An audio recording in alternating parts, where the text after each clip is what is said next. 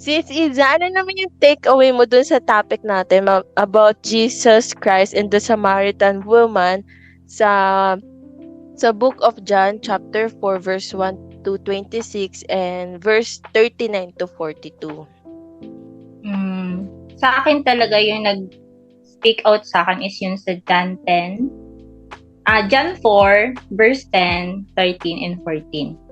So ayun, like my story is a simple story. But I praise God for His grace na hindi naubos sa pagtanggap niya sa akin at sa pagpapatawad niya.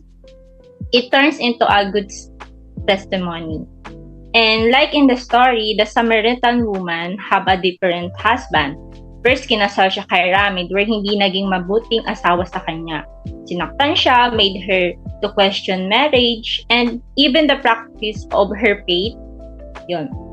And second, kay Parsad, every time na napapadaan siya sa orange, yung sa mga market ng orange, naaalala niya ang pag-iwan niya kay Parsad. Kasi she felt ashamed on that kasi kung saan si Parsad kasi lamang yung lalaking godly man na nakasama at nakilala niya. Pero iniwan niya pa rin ito sa kabila ng lahat. And she met Jesus in the well na may dalang jar. So ayun, doon na siya nag-start yung verse na nag-speak talaga sa akin.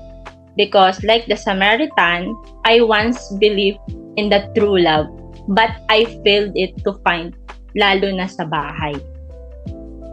So I once a woman na hinahanap talaga yung halaga sa ibang tao, sa mga bagay, sa iba't ibang lugar. Like 20 years, I used to like that. And yung ending, lagi akong naubos. May mga times na ang laging pumapasok na sagot sa akin, sa isip ko is mawala na lang. Yung suicide thoughts. And I thank God talaga kasi hindi siya madamot, hindi siya napagod sa akin. And tulad sa verse na John 4:10, siya talaga yung sagot sa lahat. May mga times na napapagod pero simula nang tinanggap ko si Jesus as my personal savior, it's like pakiramdam ko, naubos yung lakas ko at hindi ko na alam paano mag-continue. But God always provide His strength for me. He sustain me talaga. And so, ayun. Yun, sis. Ang ganda sis, very inspiring. Ganun talaga si Lord na dahil dyan, podcast na yan. Ang ganda na sinabi mo. Sobrang nakaka-enlighten. And nandun yung overflowing ng pagmamahal ni Lord. Ano sis, podcast na. Sige. Kaya ba natin? Magpipray muna natin. Yes, magpipray natin. So, anong title? Jar? Oo, sakto dun sa diba? Sa Samaritan woman, may dala siyang jar para magsalok ng tubig. Doon niya na-meet si Jesus Christ. Pero parang kulang, no? Jar lang. Since pareho tayong broken before natin nakilala totally si Jesus as our personal savior, what if broken jars? Yes, perfect. Tama. Broken jars. Tapos, broken jar. Syempre, di ba, broken jar, tayo pa lang yun, vessel. Kung olive oil kaya, sis. Pero masyado kasing mahaba pag olive oil, di ba, broken jars of olive oil. Gawin na lang natin broken jars of oil. Jika? Yes, pwede. Kasi, kasi yung oil representation siya ng Holy Spirit, which is the power of God. Pwede. And amen. Amen. Welcome to Broken Jars of Oil podcast, with the power of God flows within your brokenness. Healing, growing, transformation from God. Listen and talk about broken story that makes it into a beautiful thing. Hola! Ohio! Maayong buntag! Maray na aga! Good morning Gandang umaga! sa inyong lahat. And napili namin yung good morning na batian kasi kahit iba't iba yung time zone natin, 'di ba? Every gising nga is a blessing. Wait sis, parang maganda naman yung sis pero parang medyo luma na. Parang okay din idagdag yun kasi every gising is a new beginning. Uy, ganda niyan. Bagong-bago yan. Sa akin, luma na eh. Maganda yan, From you. sis. Kasi bago pa Every- sa pananampalataya kay Lord, di ba? So, yun. Man. Yun. Tsaka every day is a new hope to begin Yes. again. Oh, Yes, to change. tama. So, partner, Iza, ano pala yung agenda natin ngayon? So, ayun na nga. Ayun na nga. O, mapakilala mo na. Siyempre. At Okay, sino mauna? Sige ako na. Sige ako na. So, ayun. Medyo mahaba to sis. Dapat, mag-prepare ka muna. Makakatulog ka. So, ayun. Buti ba next month? Oo, eh. So, yung next year. Grabe naman yun. Sleeping Beauty. So, ayun. Ayun, hello, I'm Isa, but my full name is Glyza Avila Macale from Philippines. So, from parang pageant lang. From the town of my mother, Jose Panganiban, Camarines Norte, and sa town naman ng father ko, San Lorenzo Ruiz, Camarines Norte. I'm currently living here in Japan as a trainee but feel like a full-time caregiver worker here in Oita, Japan. But praise to God, kasi kahit ang work ay hindi madali, pero napapadali dahil I serve a lot of elders, mga lolo and lola. Seeing their smile, yung mga smile nila, diba? Tagalog na lang. It's like I seeing the smile of my lola Todi where passed away 2 years ago. And working is hard, but I prefer to serve them because I believe that this is my calling in this season that God wants me to do and enjoy it. So, how about you, partner? Ipakilala mo ng iyong sarili sa ating mga viewers. Wow! Thank you so much, Ate Iza. Ay, partner Iza pala. Partner, sorry. Lumilipad pa, di ba? Lumilipad pa yung utak sa baw. So, thank you, Ate Iza. Ay, partner Iza. Ang kulit ko, nakakainis na. Ulit-ulit ako. Sa mahaba mong introduction. Parang nahiya naman ako. Ready ka doon na. Ready ka doon. So, ako naman, I'm May Ruby Mita Lambohon from Philippines. Parang ang nasa pageant. Philippines. Philippines! Japan. I am from Philippines. Currently living here in Bulacan with my parents. And then, I was same with partner Iza. I am also OFW. Umuwi lang ako nung March 2021 dito. Kasi kasagsagan pa yun ng pandemic. So, sabi ko, habang madami pang uncertainty na nangyayari sa buong mundo, uwi muna ako kasama yung family ko. And then, I am chef by profession. Graduate sa Lyceum of the Philippines, Manila. And yun yung background ko. Then, matagal na ako sa walk ko as a Christian. 9 years na ako ngayon. Going 10 years na pala this August 2024. And si partner Iza, na-meet ko siya sa Elevate nung nag-intern ako doon. Kasi ayun, dun kami nag-meet, nag-cross ng paths. The rest is the history. Then, malalaman nyo along the way na lang kapag nagtuloy-tuloy pa yung podcast episodes namin. So, ayun, partner Iza, sorry. So, ayun. Wow, praise God. And, yun na nga, that's it. Doon nagsimula yung podcast talaga na Broken Jar. And praise to God kasi from what if into reality na. Thanks to God for His grace, for His confidence na ibinibigay niya dahil nangyayari na ito. This time, gawin ito.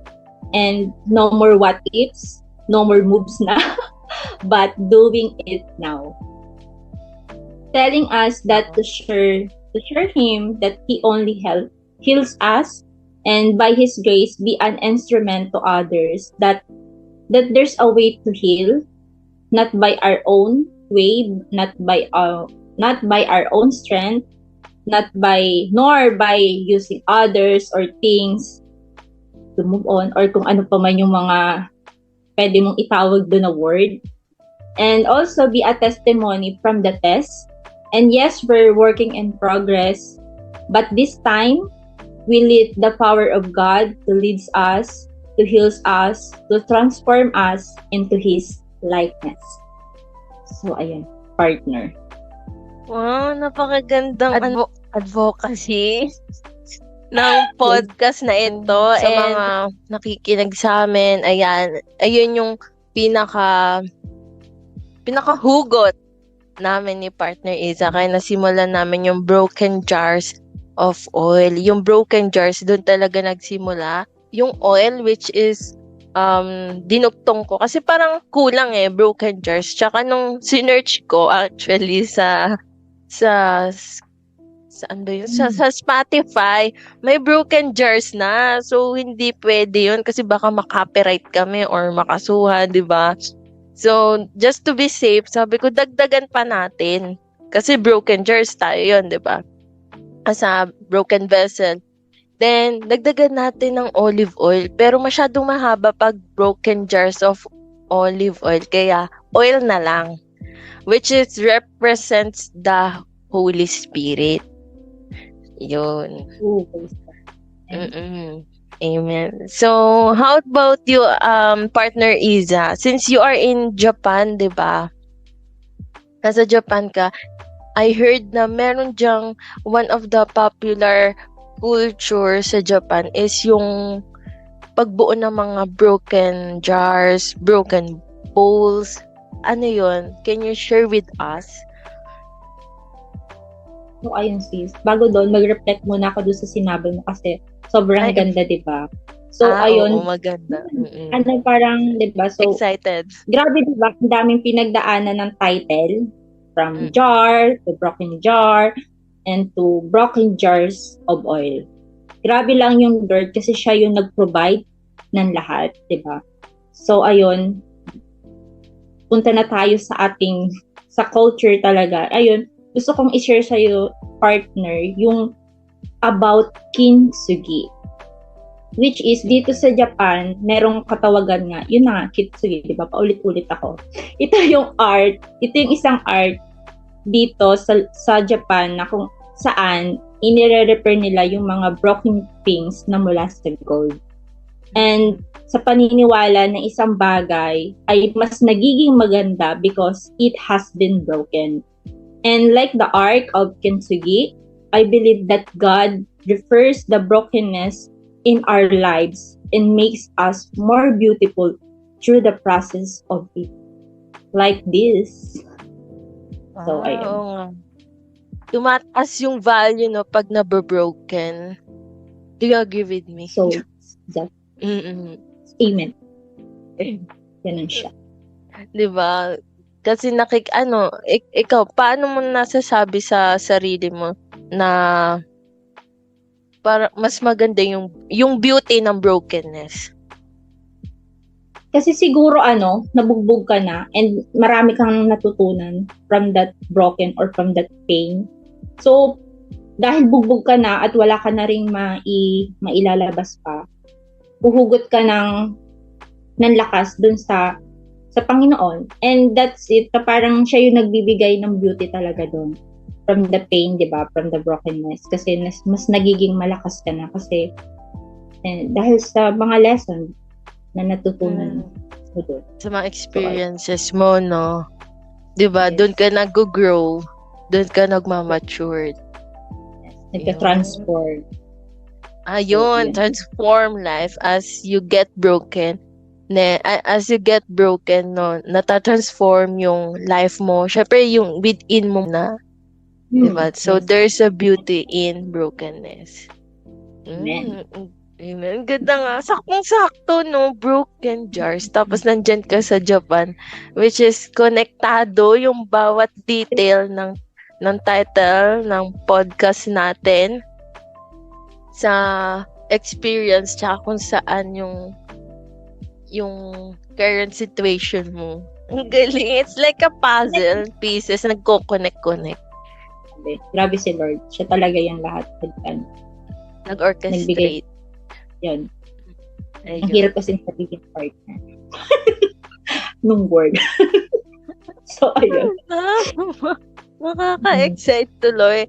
And yung sa part naman, ayun yung sa broken jar. Then sa part naman ng olive oil, sige, elaborate natin. Magbigay tayo ng mga biblical truths about olive oil. Kasi nga, lagi ko sinasabi to kay partner Iza kapag nasa small group kami, nagba-Bible study kami, na yung representation talaga ng Holy Spirit is olive oil. Nasa Old Testament pa lang siya, nabanggit na siya. So, punta tayo sa Exodus chapter 30 verse 24 to 25. Just a quick lang, 'di ba? So, sabi dito, sa Exodus chapter 30 verse 24 to 25, 500 shekels of kasha, all according to the sanctuary shekel, and a hin, olive oil, make this into a sacred anointing oil, a fragrant blend, the work of a perfumer. It will be a sacred anointing oil. Then use it to anoint the tent of meeting, the ark of the covenant law, the table and all its articles and lampstand and its accessories, the altar of incense. And marami talaga siyang mga biblical truths, partner Iza, about olive oil na Holy Spirit. Exodus 13 verse 2 to 3, sabi dito, "See, I have chosen Bezalel, son of Uri, the son of Hur, of the tribe of Judah, and I have filled him with the Spirit of God," which is, yun yung Holy Spirit, "with wisdom, with understanding, and with knowledge, and with all kinds of skills." Sa 1 Corinthians chapter 6 verse 19 to 20, nandun na yung Bible verse na about sa temple of the Holy Spirit. "Do you not know that your bodies and temples of the Holy Spirit who is in you, whom you have received from God? You are not your own. You were bought a price. Therefore, honor God with your bodies." So, highlight natin yung temple of the Holy Spirit. Yung temple kasi, totally talaga, yung broken jars of oil. Yung broken jars, derive siya sa word na temple of the Holy Spirit. Hindi pala sa verse ng temple of the Holy Spirit. Yung broken jars, it represent the temple, which is our body, because our body is spiritual being na human vessels. And pag sinearch mo yung vessel, yung word na vessel, it means container. So, iba't ibang klase container. Pwede siyang jar, pwede siyang bowl, pwede siyang cup. So, mas pinili namin yung jar kasi sobrang popular ng jar sa Bible mismo. About jar of oil, jar of perfume, jar of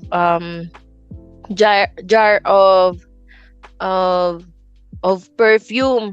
So, as a temple, di ba, we are broken, and with the power of God that flows within us, yun yung grace niya, yung olive oil, yung Holy Spirit, kaya naging olive oil. Kaya derive siya talaga, yung broken jars of oil, into temple of the Holy Spirit. Kasi culture to ng mga Jewish ba yun or Israel? Correct me if I'm wrong ha, partner. Na yung mga shepherd, kapag pinapastol nila yung mga sheep nila, ay bago nila ipastol, lalagyan muna nila ng olive oil. Ina-anoint nila ng olive oil yung ulo ng kanilang mga tupa para maprotektahan sa mga sakit, sa mga ticks and fleas. And same tayo, 'di ba?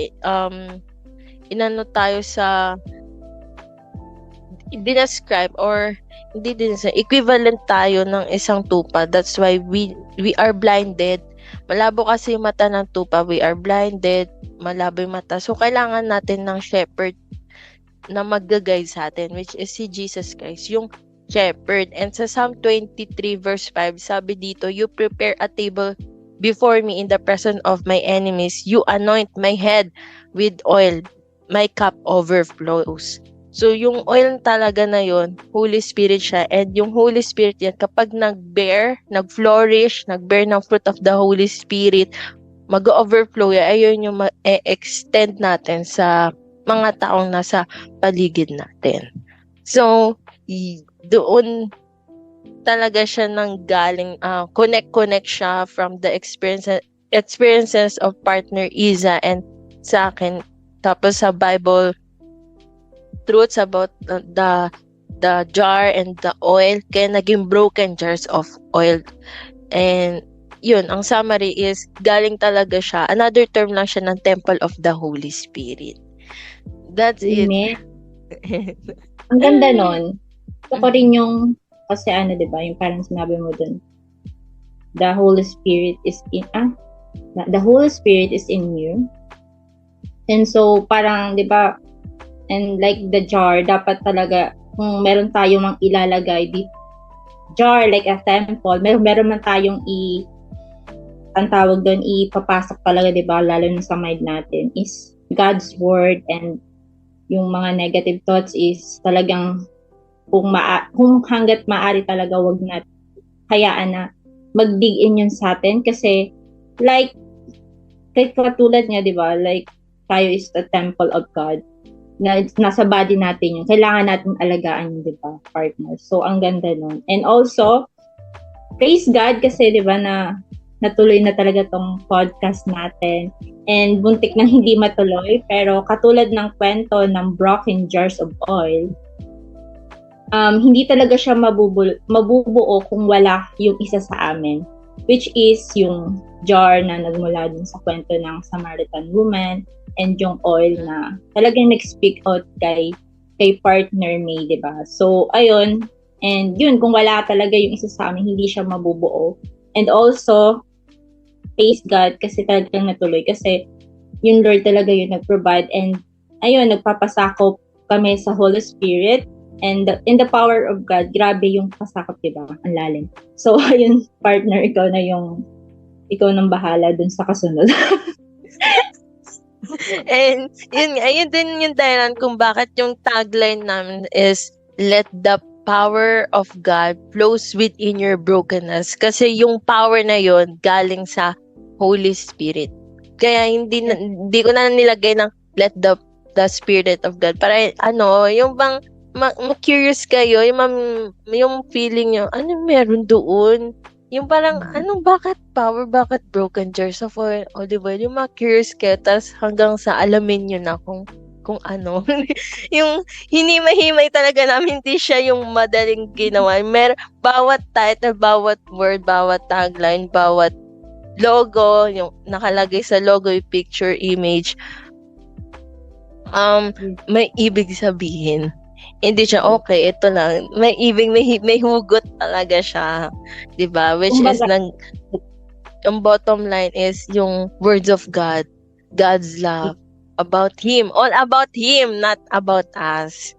'Di ba? So ayan, ito yung malalaman nyo or ito yung nakadahilan kung paano at saan papunta yung podcast na to. Diba? As a platform to reach out people who are broken and point them back to the Lord Jesus Christ. Ayun. God! Oh, glory to God talaga. So, ayun. How about Ate Iza? Ay, partner Iza. Sorry. Sanay ako sa small group. Partner Iza, ikaw. So, ayun. Ayun, ang dami talaga, di ba, prinobide talaga ng Lord. Parang ang dami sa ating pinapilian. Pero, siya pa rin talaga yung pumili. Siya talaga yung masusunod. Kasi siya yung nagsimula. Siya na rin yung ang tawag doon, mag-work and out talaga dito. Yung ano lang natin, yung part natin dito is mag-yes. At to do talaga yung gustong ipagawa ng Lord. So, ayun. That's it. Tapos na ba? Gusto kong mag-add yung sinabi mong yes. Yung mag-say yes ka lang sa calling mo and mag-lift of faith ka. Kasi along the way, the Lord, i-equip ka along the way. Yung bang, magpo-provide, yun nga, lagi sinasabi natin, magpo-provide si Lord ng kasama mo. And yung taong tutulong sa'yo para ma-fulfill yung calling na tinatawag niya sa'yo. Ayun. Yes. So, end na ba natin? Yun na ba yun? Yes. Thank you for listening. If you like this episode and you've listened to it, please be a blessing also to others by sharing it. You may also watch this podcast episode on our YouTube channel and FB page. Just type in Broken Jars of Oil. See you on our next episode! Matane!